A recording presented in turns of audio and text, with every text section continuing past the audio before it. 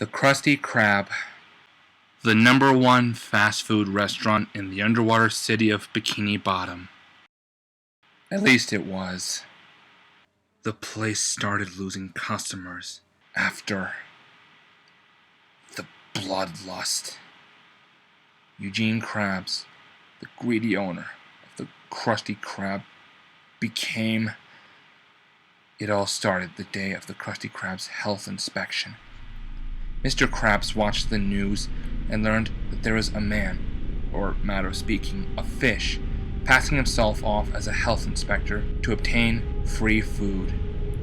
Mr. Krabs thought this health inspector was the fraud and got angry to the point where he poisoned a Krabby Patty and forced his fry cook, SpongeBob SquarePants, to join him or he'd be fired. SpongeBob served the poisoned patty to the health inspector. When he ate it, Mr. Krabs and SpongeBob listened as the health inspector choked on the patty. The poison, combined with him slipping and hitting his head on the table, killed him.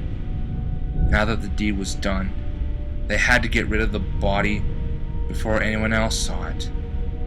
That night, they buried it, including the head. No one would need air where this guy was going.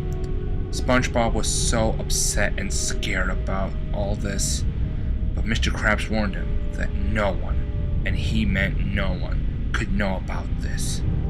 Just then, 2 cops spotted them. They told Krabs and SpongeBob that they were under arrest. Their crime was not being at the Krusty Krab to whip them up a couple of delish... Mr. Krabs then started shooting the cops. They were only joking. They only wanted to offer SpongeBob and his boss a ride back to the Krusty Krab, and Krabs killed them. As soon as he was done shooting them, he burned the bodies and the car, the blowtorch that came out of nowhere. He burned the car until it exploded. All that was left were the cops' skeletons and the burnt remains of the car. Mr. Krabs then laughed maniacally. SpongeBob had watched everything happen with horror. What did his boss just do? Later that night, Krabs was sleeping when he heard voices in his head. Kill him! More! Kill him! More! More! It went on and on. Then, the next day, he burst. The customers watched, confused, as Mr. Krabs begged the voices in his head to stop. Squidward Tentacles, Krabs' cashier, had to tell SpongeBob that Mr. Krabs had gone completely insane. They had a plan, however. Squidward would evacuate the customers, while SpongeBob called the Navy. While Squidward did his part, SpongeBob dialed 911. The Navy answered. Bingo. Once SpongeBob told them about the health inspector and the cops Mr. Krabs killed, all he and Squidward had to do now was restrain Krabs. They came into his office. Unaware of what was happening, he said, "Oh, hello, boys!" Then they beat him up and tied him to the chair he was sitting in. The Navy arrived to arrest Krabs, who then realized his own employees betrayed him. The cops came in and took him away, but not before he threatened to have SpongeBob and Squidward's rear ends cut off and mount them over his fireplace. That night, in the Bikini Bottom jail, Mr. Krabs spoke deliriously, and then decided there was only one use for a backstabbing crew like his. In his anger, he slowly morphed into another Krabs. More Krabs. The next day, Squidward began a new, happy life without Krabs bossing him around. As he sat in his lawn chair, wearing his umbrella hat and sunscreen on his nose, thinking to himself, "Everything will be fine," he dreamed of SpongeBob doing his job at the Krusty Krab. Then the restaurant burst into flames. As the Krusty Krab burned, a voice shouted, "Squidward! Squidward woke up and realized Krabs might have been serious about his revenge. While strange, morphing images of more Krabs continued to invade Squidward's dreams, back in prison, Mr. Krabs was making such a racket that the prison guards assigned to, guard him, showed up to check on him. When he got to the cell, Krabs ripped their faces off with his bare claws. Then the guards bled to death. With no guards around, nothing could stop him from escaping. He broke through the floor and crawled into the sewers. As soon as he got out of there, anyone nearby could hear him shouting, "Jailbreak! I'm free! I'm free! I'm free!" Back at Squidward's house, Squidward was blocking the door with all he had. Locks, wood, nails, caution tape. He even welded the door shut. Now that Squidward felt safe, he decided he wouldn't even think about you-know-who at the you-know-what doing he didn't care. He then went to go take a nice, relaxing shower.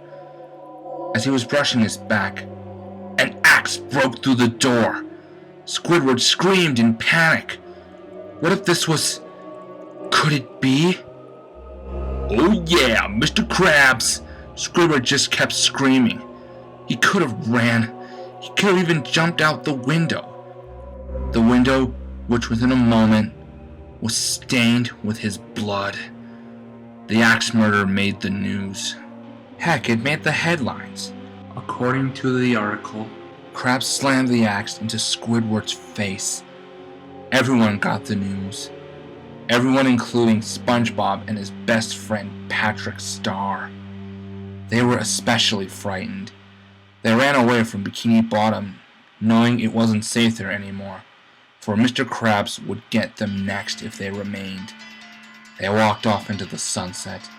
They kept running until SpongeBob spotted something dead ahead. It was a tent. Patrick identified it as Mr. Krabs' house. Yeah, for some reason he called the tent a house. They walked in, expecting to find Krabs. "He's not here," said SpongeBob. "Thank goodness."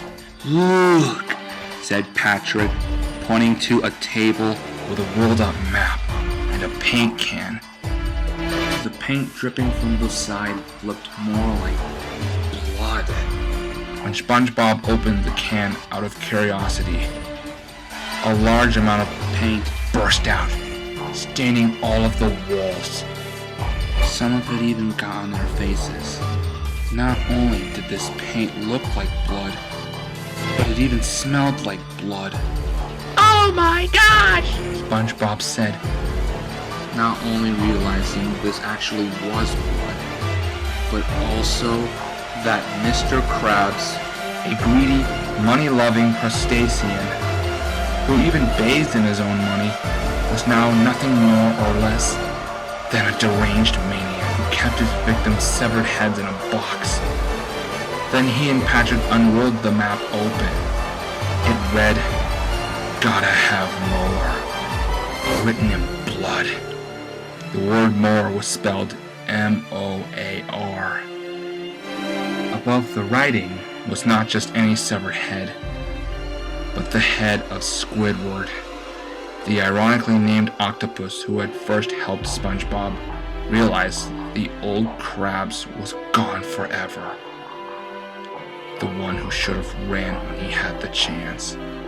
"Alright, boys, you know what I gotta do now?" said a voice behind them. It was Krabs. He was right behind them with a chainsaw. This scared SpongeBob and Patrick out of the tent. "So you wanna know what I'm feeling?" Mr. Krabs shouted as he chased them. He was very far behind. "Because I'm feeling it. You wanna know what I'm feeling?" Krabs then destroyed a giant rock in his path. "I'm feeling like a total particle head." Then suddenly a lasso wrapped around Patrick. SpongeBob! He screamed as he was pulled away. SpongeBob was on his own now, and behind him was a great explosion. Now he was really freaked out.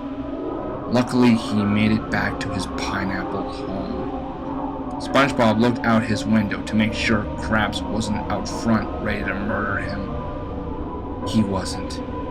SpongeBob then heard his phone ring and answered it. Hello? On the other line was deep breathing.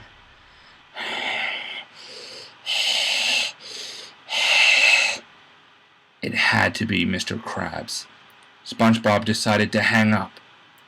Meanwhile, someone cut the power. That had to be Krabs too. SpongeBob was in the dark.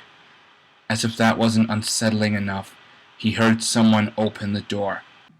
As he looked, SpongeBob saw the familiar silhouette of an equally familiar sea star. Patrick? Is that you? How could that be? The lasso, the explosion. Did Patrick survive all that? Then he pulled a zipper down his body. Underneath was more Krabs. He did kill Patrick, and even worse, he skinned him and wore his hide as a disguise to get into SpongeBob's pineapple. SpongeBob was so screaming scared. His eyelashes grew to an unusual length. As Krabs cornered him with a kitchen knife and a sadistic grin, SpongeBob warned him to stay back. Mr. Krabs ignored him, saying that for a second there, he mistook SpongeBob for a threat, but he was just a dirty little man. Then, Krabs drove the knife into his former fry cook's pants, and they came off. SpongeBob was wearing another pair of pants. Between both pairs was a bomb. What was SpongeBob doing with a bomb strapped to his chest? Something that should have been done a long time ago, he said. No! That was Mr. Krabs' last word before the bomb detonated. Before the explosion. Before the pineapple burst into flames. When the fire department arrived, all they found was Mr. Krabs lying on the bloody floor. His head, arms, legs, body, even his eyes were all separate pieces. So the next time you pass through that street with a rock, a big stone head thing, and the burnt remains of a pineapple, the next time you pass by the Krusty Krab, remember those who were slaughtered, the blood on his claws. Remember that pineapple is the home of a sea sponge who sacrificed himself to end the unquenchable bloodlust. And whatever you do, never ever forget that Everyone died. The end.